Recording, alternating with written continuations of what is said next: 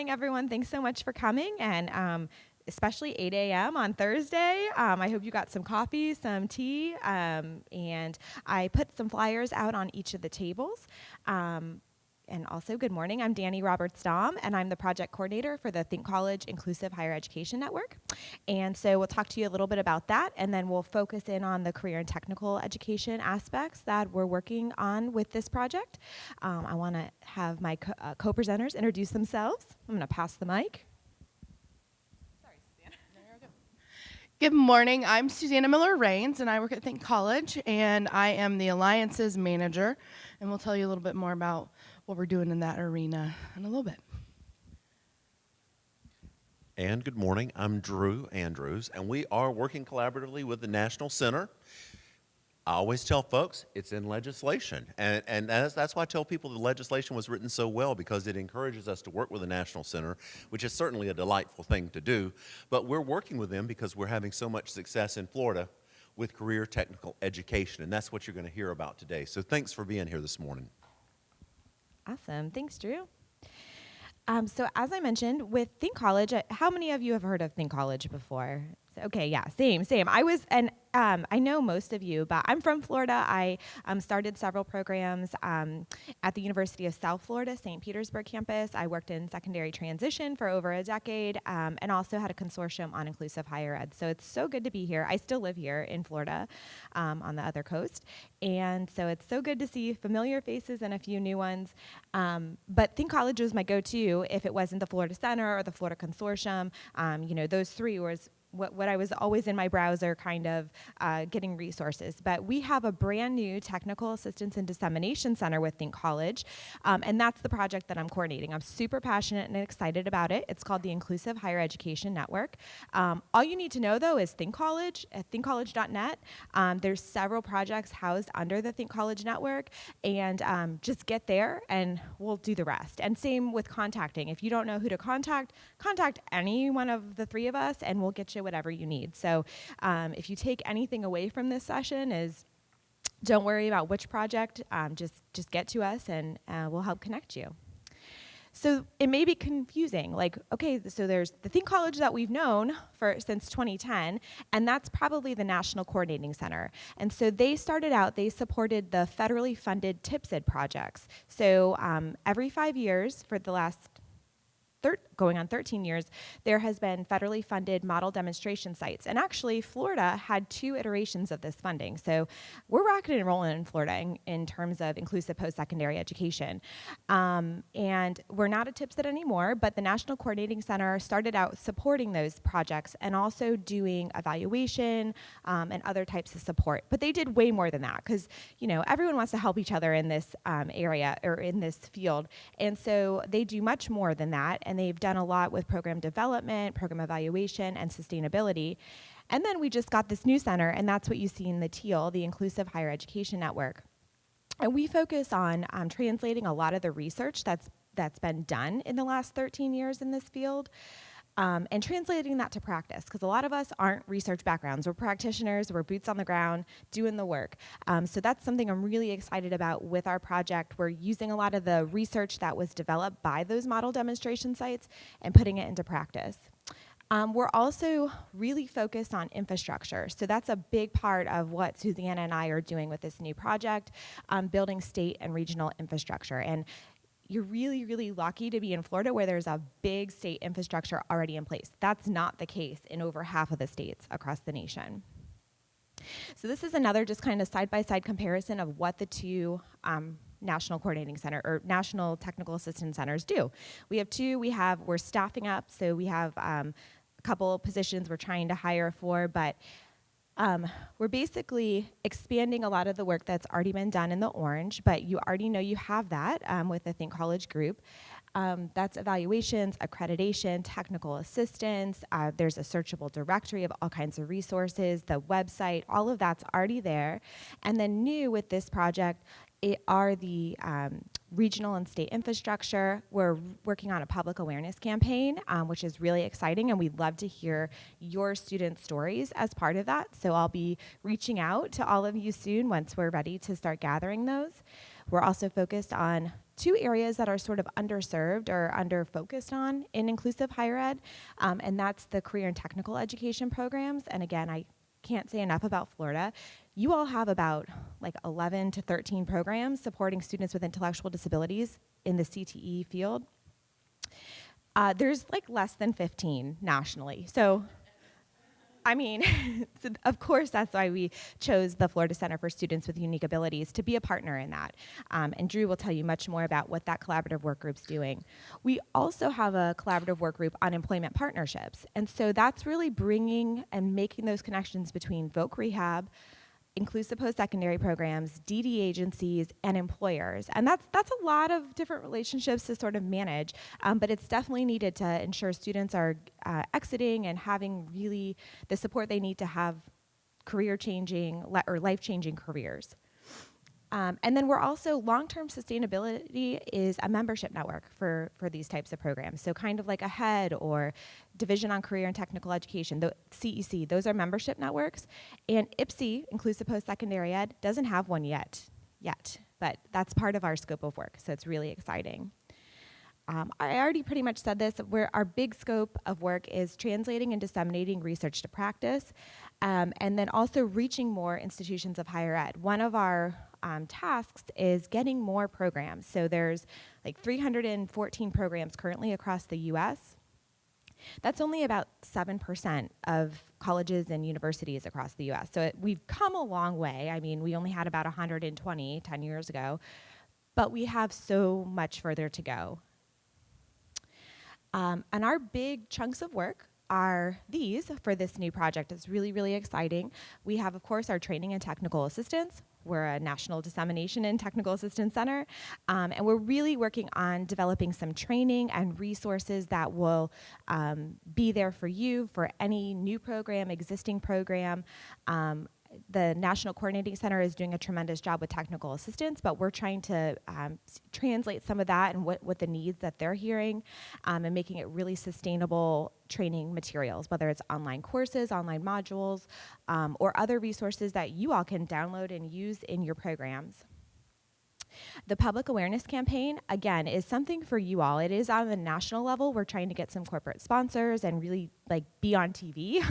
But we're also going to have media kits that inclusive post-secondary programs can use in their own communities, on their own campuses, in their own state. And so, and we're also trying to feature real life stories. So I'll definitely be reaching out to you all to contribute. The regional alliances and the state alliances, Susanna will tell you much more about that, but really expanding the work that's going on in the Southeast. The Southeast was actually the first to have a regional alliance, so again, holler, at Florida and the Southeast. And actually, how many of you know about SEPSI, the Southeast Post-Secondary Education Alliance? A couple of you. I know Kelly I saw in Auburn a few weeks ago. If you don't know about that, and Drew and Janice and them were all there too.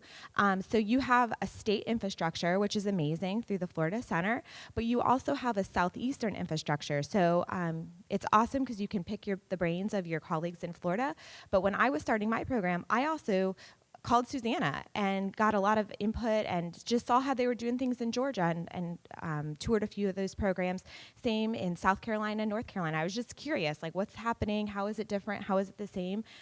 So definitely look that up, Southeastern Post-Secondary Alliance. We call it SEPSI.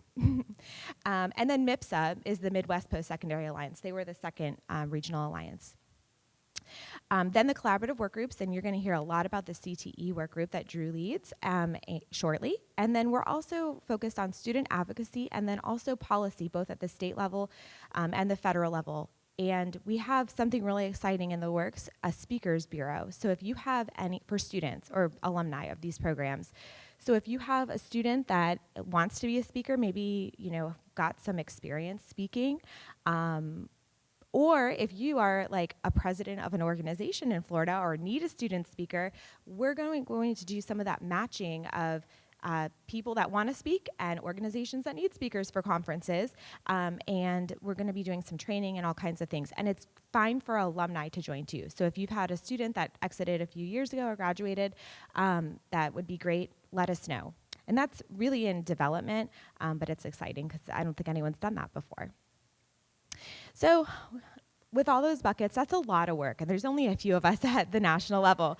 So we have a lot of partners, and you can see front and center, the Florida Center is one of them, and they're really doing some awesome work with the CTE work groups. We also have our two regional alliances, MIPSA and SEPSI, that I just talked about. We're also coordinating with the with AUCD, which is over all of the USEDs in the nation, and they do a lot of our policy work and our student advocacy work. And then Virginia Commonwealth is our employment partnerships lead, and they do a lot around supported employment, inclusive post-secondary ed, and making those connections with employment. And then we have Dan Habib. Have you heard of Dan Habib and the My Disability Roadmap, or Who Cares About Kelsey? Intelligent Lives, that's the biggest one I was thinking of. He's pretty cool, and if you haven't heard of him, follow him on social, but he's heading up our public awareness campaign, so we're in good hands there. All right, I'm going to pass it over to Susanna to tell you more about regional alliances. So Danny mentioned kind of our end game is to create a national network. And so to do that, we have decided upon a regional structure that then leads into a national network. And SEPSI has been a model for us, so I really do encourage everyone to check out SEPSI. What we want to do is create more localized technical assistance and professional development for people across the nation. So what's going on in the Southeast might not match up too well with what's going on in the Northeast or over on the West Coast. And so making sure that we've got likes talking to likes, same political structure, same personality kind of culture, and really thinking about that so that we can then help people learn from each other and really grow this field and grow the knowledge and to be able to have peer-to-peer support. Because like Danny said, on a national level, our team will probably, our side of the team might be up to 10 people, but we've got 300 programs across the country, you know, and so you have SEPSI that's made up of 10 states, 10 state representatives, and then a whole executive leadership team, and it's the first professional development organization in the country for inclusive post-secondary education. And what we want to do is duplicate that so that we can really spread the word and help more than just IPSE professionals, but other professionals like VR, DD agencies, others really connect and learn about and get the professional development that they need. So what we're doing is working with SEPSI and MIPSA to gather existing information. They've already done a whole lot of groundwork on regional alliances that we're going to share as blueprints with the others as they're coming on board. We're going to assist with outreach and bringing together the right people to create regional alliances, and we're also working their states that don't have much going on as far as the alliances go, and so we're going to work with them to build those building blocks. And then we're going to be providing training and mentoring to the regions and the states so that we really can create this robust, connected network where people have access to all the things that they need. And we can start on the local level, go to the regional level, and then if we need some kind of training or documents or whatever, the national level, we can create it to then share with everybody. And then really just providing support to everyone. So that's really what we're doing on the Alliance front. And I'm going to turn it over to Drew to talk about what's going on with career and technical ed.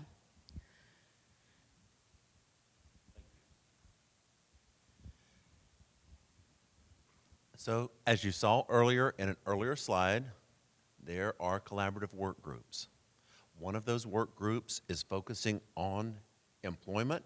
And so Liz Getzel and Jacqueline Candon at Virginia Commonwealth. And Virginia Commonwealth has a long history of working on employment for people with intellectual disabilities.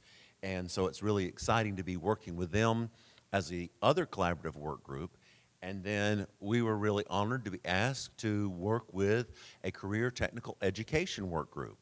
Of course, you know, whenever we started doing this work, the legislation says that universities, state colleges, private not-for-profit colleges, and technical colleges all are eligible to become Florida Post-Secondary Comprehensive Transition Programs. So that's where we started. Whenever we first started, McFadder Technical College was one of our first technical colleges, along with Robert Morgan Technical College. So we had that whole thing. So in my mind, I assumed that everywhere people were developing programs at universities, colleges, and technical colleges. Once again, my assumptions were wrong. It isn't the first time. And so when we look at that, what our goal is to expand collaborations with career technical education institutes and programs. So we're looking at that. Because in my mind, I long ago figured out that career technical education is like the promised land for post-secondary opportunities for students with intellectual disabilities, with an 18 to 22-year-old program that I developed in a smaller rural district. I thought this is where students can really get lots of skills. And so we have the Career and Technical Education Workgroup. I don't know if Danny said, but this is a 4-year project that's starting, and then hopefully there'll be funding after that. So for 4 years, we're going to have this work group that's going to really look at and dig into expanding career technical education. And I'm so excited that in this room, there are so many experts on career technical education and providing that to students with intellectual disabilities. And there's also some amazing technical colleges, state colleges that focus on career technical education in Florida and represented here in this room. So I'm the lead. It's always really fun to be the lead of something that's already going really well, You just got to maintain the momentum. So this is kind of overall what we're going to do. So we identified members of a collaborative work group. And let me explain this to you. This collaborative work group is kind of going to be a rolling group because we don't want to burn anybody out by them having to serve for 4 whole years on this. If somebody wanted to, they could. But we invited a few people to join us as we start. Then we're going to invite some of the other folks to come on board and join us as we move along in this process. We also have a lot of national folks. When Danny mentioned about those other programs, for instance, the University of Arkansas Pulaski Technical Institute has a culinary arts program where they have students with intellectual disabilities. So we invited them to come and to be a part. We also invited folks from the National Advanced CTE group, which is focused on underrepresented groups in career technical education. Florida Association on Career and Technical Education. So those are who some of our other partners are that are there at the table. And so we're really trying to pull those folks from the career tech world and the folks from the intellectual disabilities world together to look at how do we do this in the most effective way. So then we're going to disseminate training materials, resources on promising practice to work with CTE programs to include support students with intellectual disabilities. And so what are we going to do? We're going to look at your programs. We're going to look at what you're doing because each of you are doing some amazing things, but you're doing things a little bit differently. You have different programs. You have different things that you have figured out. But we're going to try to pull all of that together and then be able to have something that really shares promising practices. We're going to collect information on how to work with CTE programs and create access because there are some that are still kind of hesitant about this. They're not sure if they really want to do this or not. They have concerns about it. We're going to facilitate access to technical assistance through the center. I'm working with the National Center, so you've got a lot of access to a lot of technical assistance. We'll find an answer to your questions and look at building regional capacity building institutes.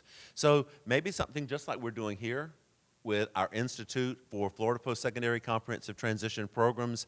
And as they mentioned, SEPSI is a regional network to look at how maybe we help folks have networks that can build on what others are doing because that's really how we learn the best. I wanted to share with you, these are the goals of what I'm working on because if I'm working on it, I'm going to be asking you questions about this. But to identify successful practices in CTE, the critical partners, current resources, credentials that need to be developed, and barriers to CTE. We're going to do outreach to existing stakeholders, engaging them to build upon existing practices and resources. That's why we use this continuous improvement model that we do by using the strategic planning tool to continually look at what you're doing. We have programs that are expanding and offering more increasing their enrollment with more students, looking at additional credentials, badges, whatever that may be. We want to increase awareness of CTE programs because it's going to get to be where there's going to be enough programs that those, I think, that don't have programs are going to be like, there's a lot of programs out there. Maybe we should look into this. Maybe this is something that our area, because we all know there's students with intellectual disabilities all over the state. And there are adults with intellectual disabilities who could benefit from this. So we're still, remember, we're talking about post-secondary, just like with our Florida Post-Secondary Comprehensive Transition programs. And so how can we offer that? We want to develop new programs, and we also want to look at under-resourced areas of need. Rural areas, I have an interest in that. It's where I'm from. I'm from a rural area, and there are issues. There are also issues in large areas like Broward County, too, aren't there? You know, I always thought those large areas like Fort Myers, St. Pete, you know, Broward County, those places, they've got everything. And everything's easy for them because they're so large and there's so many resources there. Well, they have their own issues, but we want to look at that. We want to look at, you know, how do we make sure that we're balanced, that we're reaching out to male, you know, that different genders, that we're reaching out to all races, that we have a balance in this, and that we include, you know, different people in maybe non-traditional careers for that person as we move forward with this. We're going to develop and disseminate resources to raise awareness, needed resources and tools to support engagement, resources to support the development of programs, and then those needed credentials. And as you all know, we collect those and have those listed in our annual report that we'll be working on that's due October 1. Once again, because that is in my mind. Once this is done, we're working on that annual report.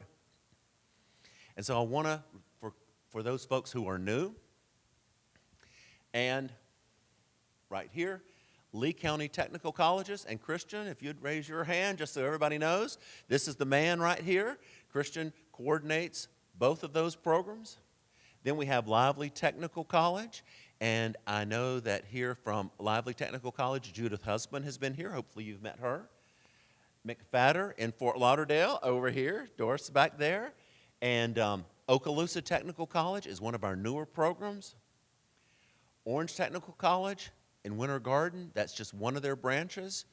And then Robert Morgan Technical College in Miami, and then Sheridan Technical College in Hollywood. So those are the specific technical colleges. You know, technical colleges are tied to school districts. Then we have state colleges. And a lot of our state colleges have career technical education components. So we have Broward College, Fort Lauderdale, Coconut Creek. We have College of the Florida Keys, Katie over here. They've got lots of programs that they offer there in the Keys.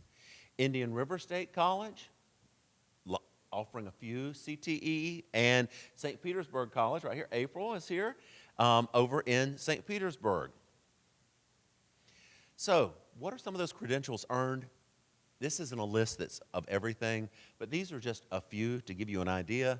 3D animation, administrative office specialist, automotive collision, baking and pastry arts, digital design, commercial art, food and beverage management specialist, food safety, major appliance and refrigeration, medical administrative specialist, professional culinary arts and hospitality, rooms division specialist, and serve safe manager. Someone here at this hotel probably has a rooms division specialist. What were you going to share, Doris? Let me hand this to you. I recently got Serve Safe certified, and I can proctor also, and so I am teaching our GROW students along with the typical students Serve Safe.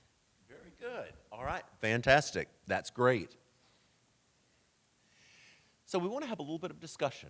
We kind of have been moving along. You've probably noticed that because we want to have a little bit of discussion with you because we really are trying to gather information because I certainly don't know it all and I don't know all of the answers. I may not even know all the questions. But what would your peers need to hear or read or see to initially pique their interest in inclusive post-secondary education, including students with intellectual disabilities in college? What do you think would pique their interest? And if you would, we're recording, so we just want to use the microphone so that we have all of this, and Susanna has graciously agreed to scribe here so I don't lose any of these thoughts. What do you think? Please, and this is no right or wrong answers, but what do you think they need to hear or see to pique their interest? And I know this isn't a shy group.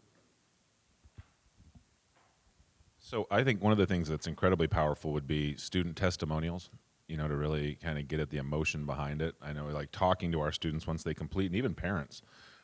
We've had some wonderful interactions with parents where you can just see the stress and some of those things melt away because they know their kids are going to have something when they're gone, you know. And so I think hearing from them is great, but also hearing from the instructors. You know, because you have instructors that are going to be apprehensive to take on students with disabilities, and hearing from those who had successful interactions and experiences, I think, would go a long way. Okay, thank you. Someone else.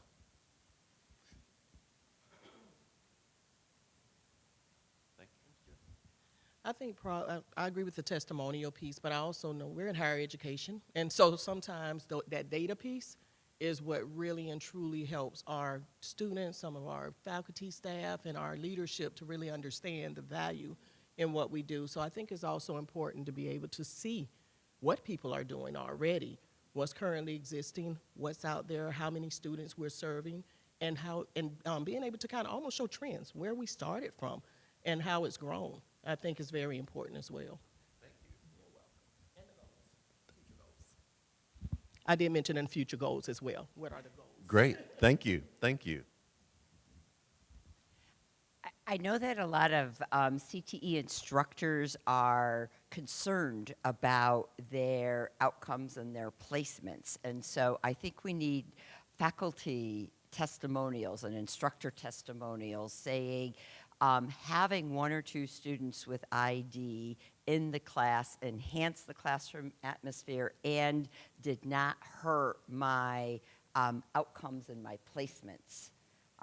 And so along with what my colleagues have said, I think we need to hear from the faculty and instructors themselves about positive classroom environments.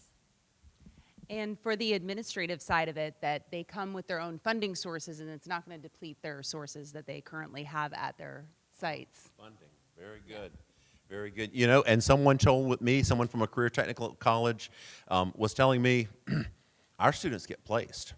Our students get placed in jobs, and that's one of the major points that we receive because students are employed. And so the importance of student placement. And piggybacking off of Sarah, as far as administrative piece, some people don't want to take on additional things because they think it's going to be one more thing I have to do. So knowing that they don't have to reinvent the wheel, that there's lots of people out there who are doing it, and that you can collaborate with these people, you know, and your program may not look exactly alike, but you can take the pieces that you want and create it to be your own. Good idea. Anyone else? Thoughts on that one? We'll go ahead and move on to the next question then. And if you go back and think of something else, Susanna can go back. She'll be great at this. She can go back and put marks on it. So what would persuade CTE administrators, coordinators, instructors that students with intellectual disabilities should have the opportunity to attend college? Now, some of the things that you've shared, you know, the previous, but are there anything specifically, something that, you know, one of the phrases that I use, I tell people, just because this hasn't been does not mean it should not have been. It's like a lot of things. Just because it hasn't been doesn't mean it should not have been. Can you think of anything there on that? What would persuade CTE? I mean, because I can't imagine why they wouldn't be persuaded, why you wouldn't want to include everyone and give everyone an opportunity. If somebody wants to work, I can find them a job, and I can help them know what they need to do to fulfill that job.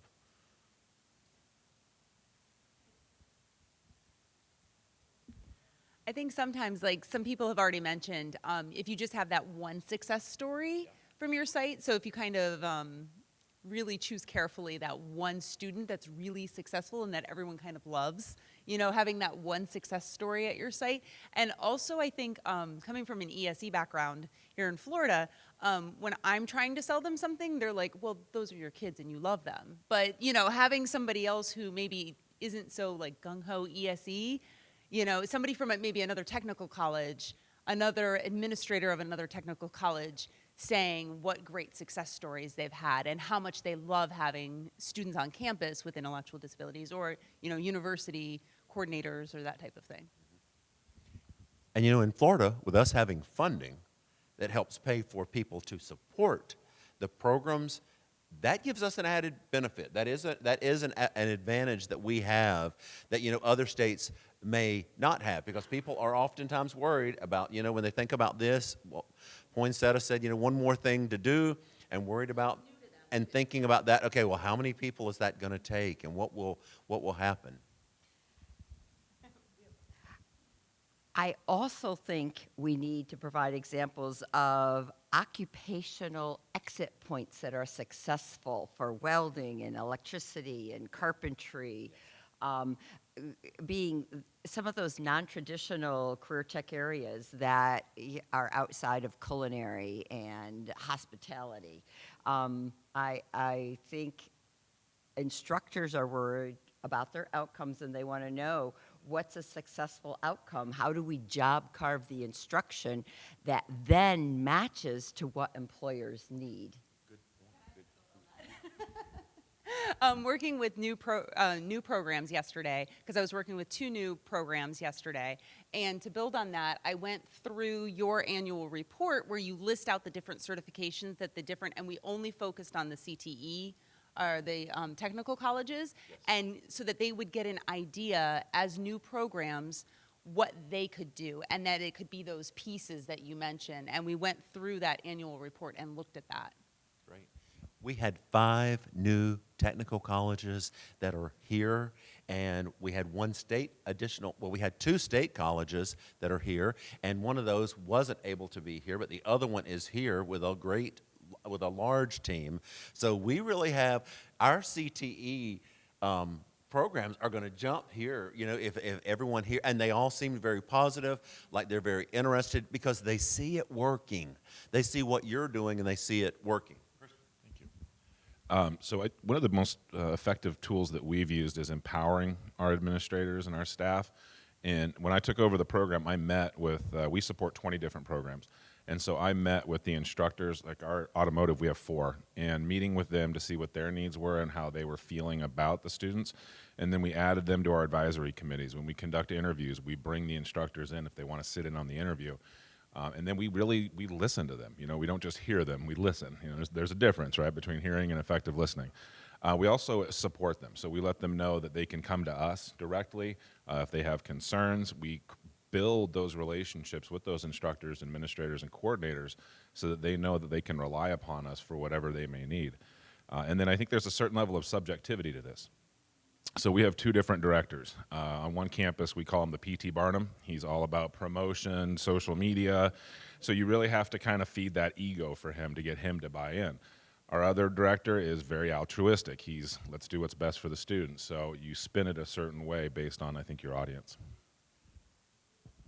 Great point. Yes, Doris.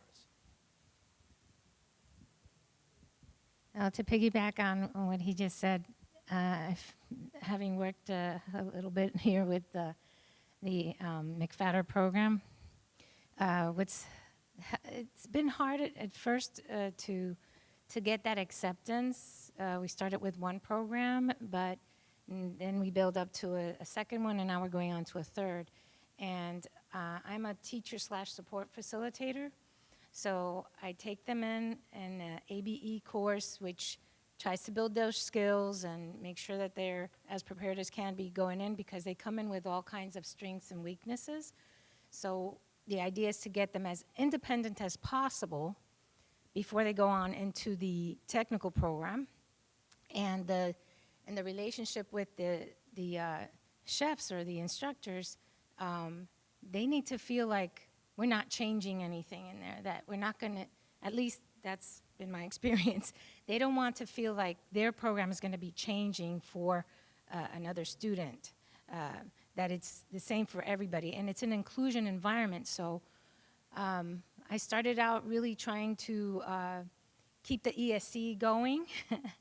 But we found that for safety and other reasons, the students that we took in had to match better with the programs just to avoid the level of frustration on the side of the student, and also, keep the programs going as they do. So aside from the preliminary course, the ABE course, I go in the mornings and I just say hi and I see how everything's going. I check in on all the programs. And the teachers, the instructors feel like, okay, they're support if we need it, because they are a little bit intimidated with the disabilities or whatever that are, oh, I'm going to have this extra work and all that. But seeing that there's somebody around, if they need that extra help or, some kind of consultation, we're here. And after they're done with their class, I'm there too. I'm support. So it's like a study group. So they get their homework. I'm on top of what the teachers, making sure that they're not falling behind, that they're on task. So it's a big support component, but also trying to show the instructors that we're not here to change the world, but, it's okay to have our students and all that. Sorry. No. Boots on the ground, I can listen to that all day because that's really boots on the ground. That's what's working there for her. I kind of have a follow-up question for Lee County. So letting your instructors know that they have that level of support, do you let them know ahead of time that they have some sort of training or professional development working with students with intellectual disabilities? Because that's often when I would be in CTE programs, they would say, like, I'm not trained to do this. Mm-hmm. I've heard that before. Yes, you jumped inside my head.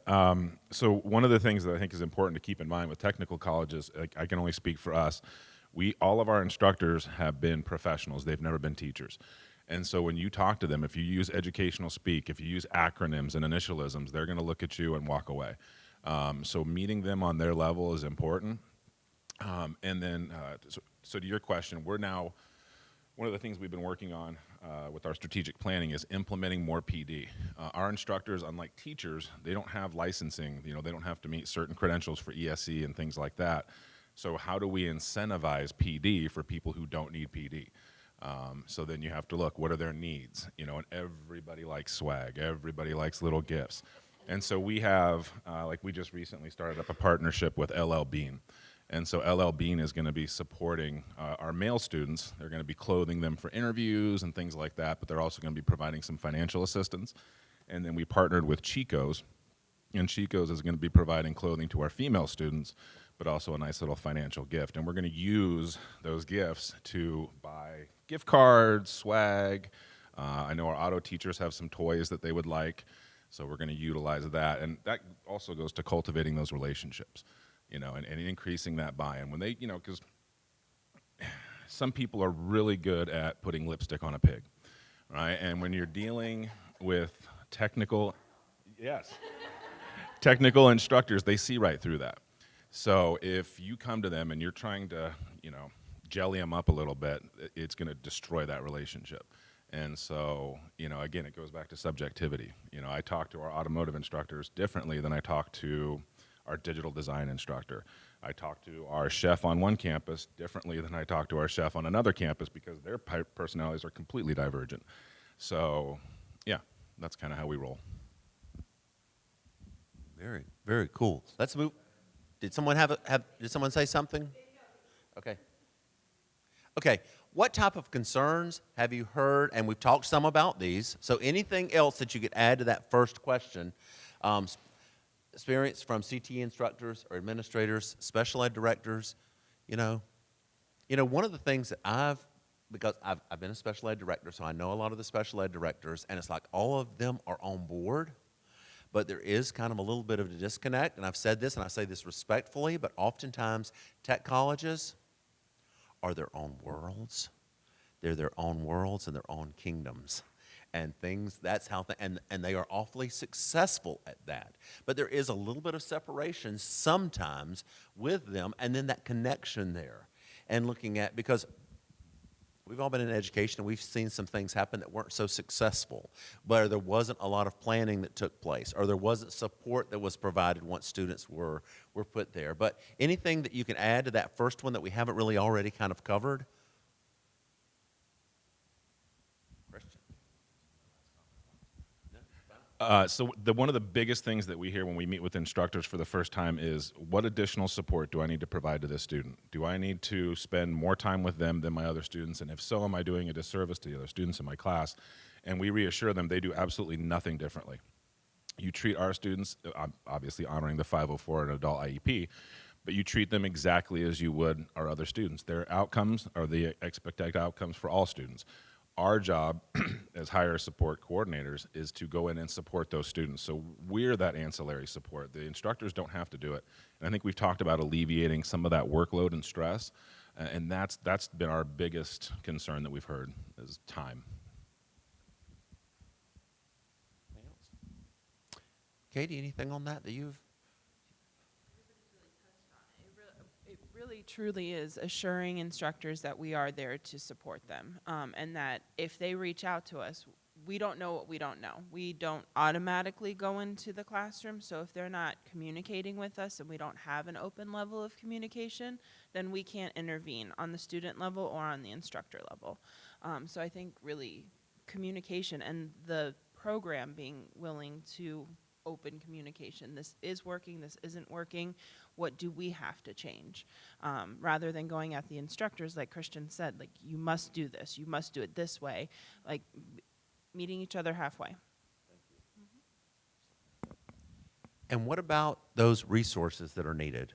What are the what would those resources look like that are needed? You know, I've pulled out things from our annual report, like, you know, Sarah mentioned of going in the annual report, looking at credentials. I've been thinking, okay, well, how can I, you know, is there something about credentials that's needed, a list of credentials to kind of show, because we are looking at what are exit points where students can exit with a meaningful credential.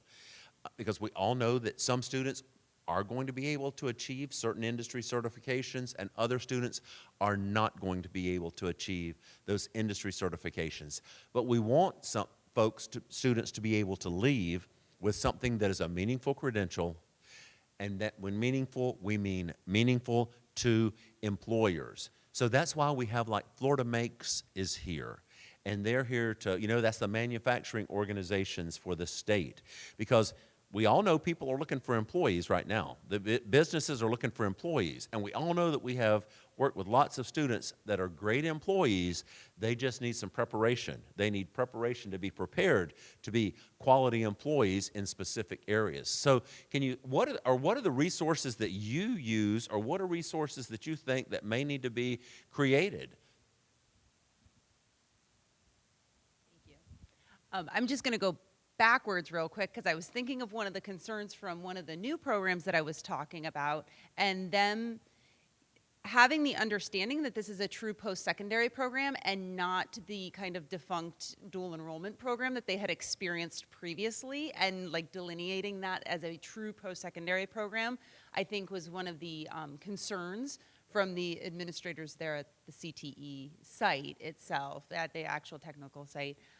Resources, I think, and I'm just going to go back to working with new programs, kind of having that, just like you have in the annual report, the information about the different credentialing kind of collected together, just that repository of information for kind of which curriculums they're using and what resources they're using, that people can kind of look at what other people are doing as an overview, is what I was thinking. Okay. Someone else? Think of anything there?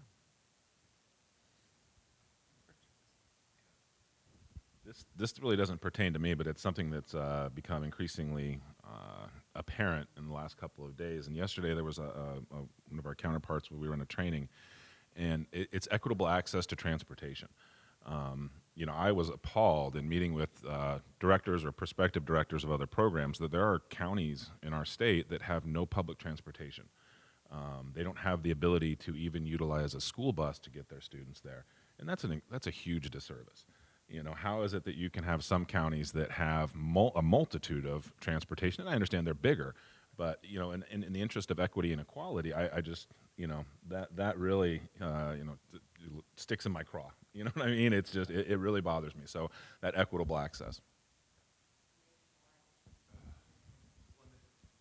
Thanks. And I want to piggyback off of what he just said. Transportation, Broward County's pretty big, but we have problems with transportation as well. And I have a student that suffers from great anxiety, and we have a TOPS program, and that does not work. She could not deal with that. She quit it, and now it's paying out of pocket, even though we've worked something out with monies, you know, moving things around to help. But that's been really, really a big issue because they're late to class, and they're late going home, or they can't like count on that transportation. So yes. I had a mother once that said, you know, there's a program in Miami. She said, it's an hour away in morning traffic for us to get there. She said, by the time we get there, she said, I'm going to be whipped and my daughter's going to be whipped. She said, the day will be over. She said, we'll have to turn around and go home. There's no way that she can handle an hour. And we're talking about students with intellectual disabilities. And we're talking about students that may have because we do want to make sure that we're serving a range of students with intellectual disabilities here. And for some of them, it's therefore the need to have more programs that are closer, that are nearby. I want to give you some links to some resources that are here. You know, to find a post-secondary comprehensive transition program, it's on our website right there under students and families. You can go to find a program. There are some great videos that have been done by all of our Florida post-secondary comprehensive transition programs, and it gives you just a brief glimpse. Did you have something else, Doris? Yeah, sorry. Speaking of programs that we have and all that, is there a way, I haven't discovered it yet, if I were a parent or a student looking for a specific program, say baking, is there a search out there that they can just search by their interests and it'll show the colleges? You know, we've been looking at and working with Florida Shines, which is sort of like what the state provides to all youth, and our programs are all listed on Florida Shines. But as far as it going to a specific search, that's a very good idea, Doris, of how does it really go to that specific search of which programs are offered at different technical colleges. And especially as we're growing and the numbers increase, we're going to need something like that. So that's a great point. I'm glad that we've got that. You know, the Strengthening Career and Technical Education for the 21st Century Act, Perkins 5, I put a link there. Comprehensive Transition and Post-Secondary Programs, and I know that at this same time, and you know you want to be 6 people and be at 6 sessions at one time, but Claire Pape, who is with Think College, also did a session, and I'm so glad it's been recorded, and we have the handouts, but that's going to be on really utilizing your CTP approval for Pell and for work study and all of those things. And that's something that they're looking at nationally because of how do you take advantage of all of the things that are there available through FAFSA.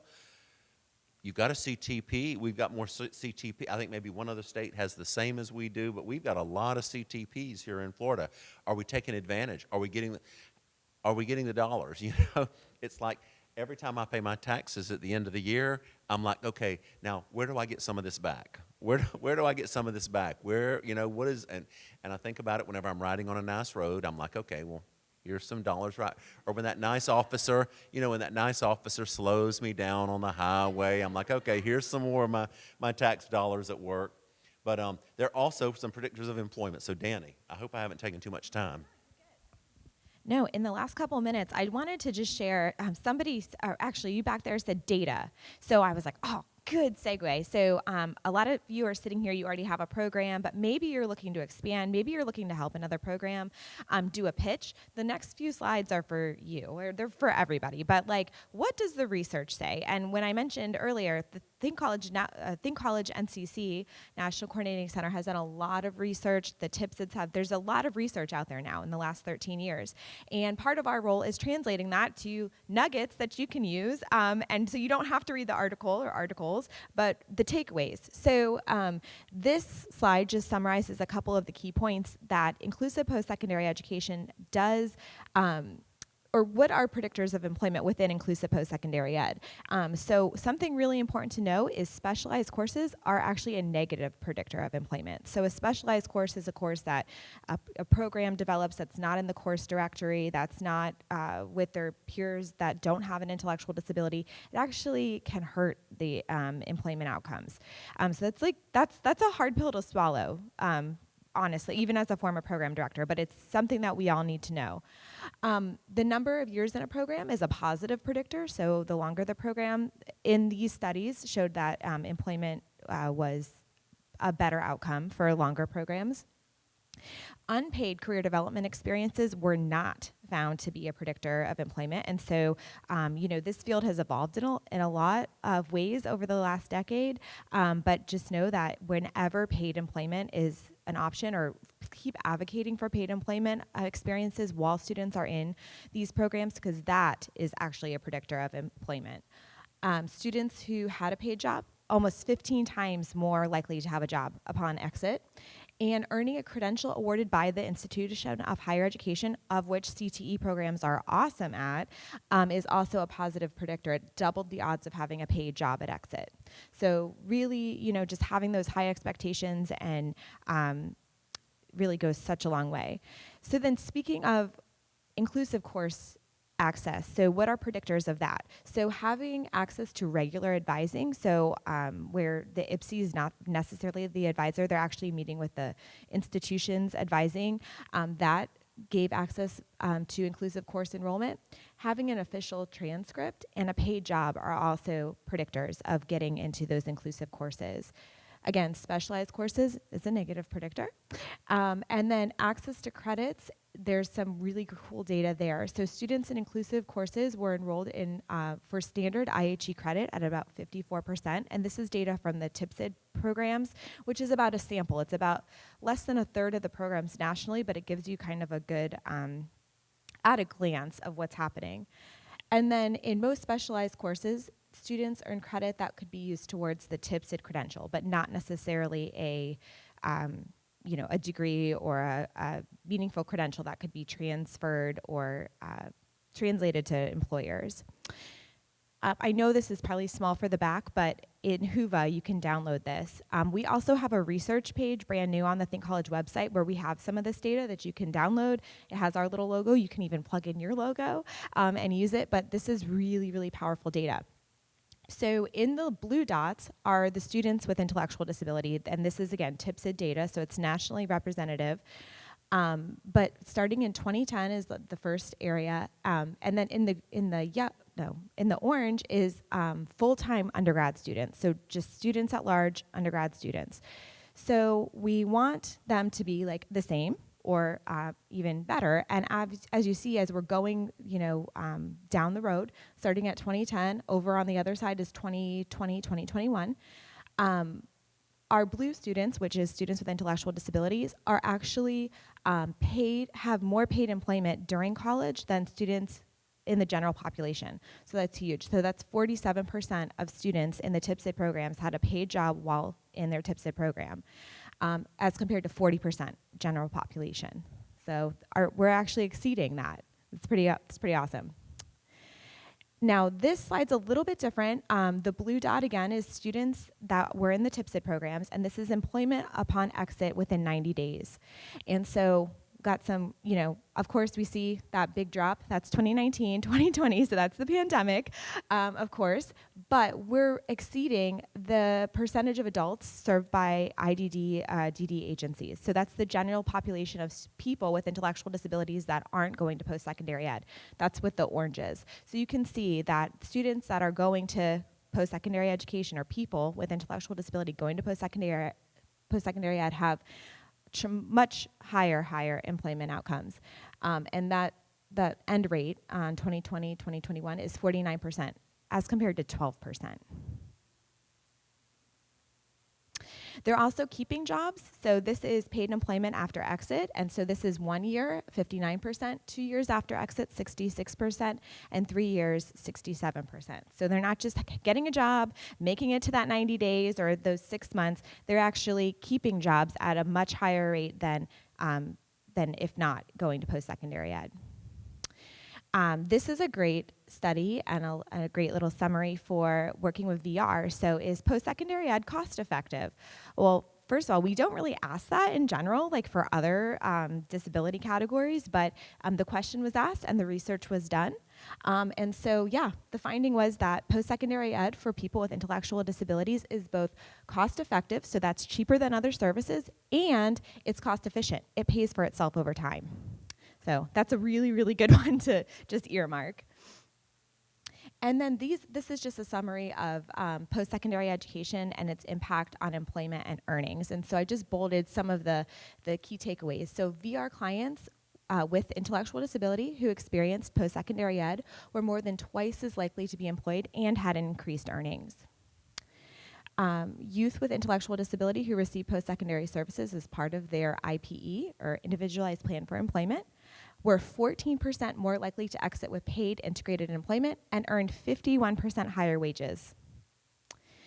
VR clients with ID who completed a post-secondary certificate or degree earned more than those who did not. That's a recent study. And then transition age youth with ASD, the odds of exiting VR with an employment outcome were 1.59 times higher when they had post-secondary ed services.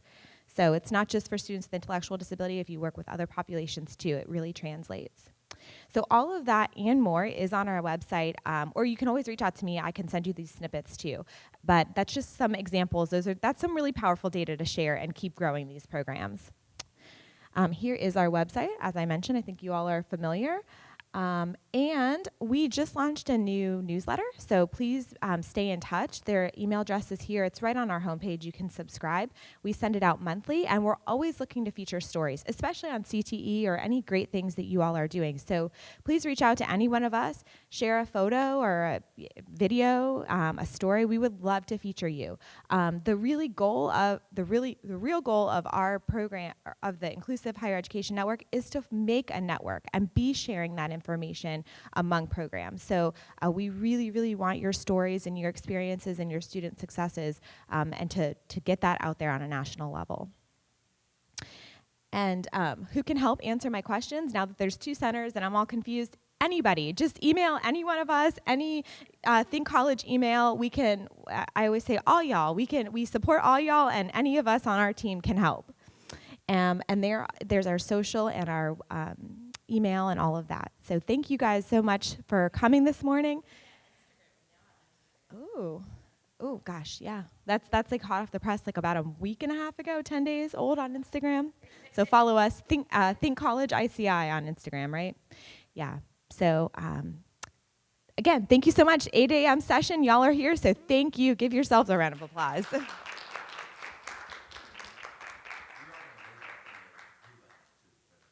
Yes, Oh, I'll do it right after this. Yep, and the session, these slides will be in the Whova app in about 25 minutes. Sorry.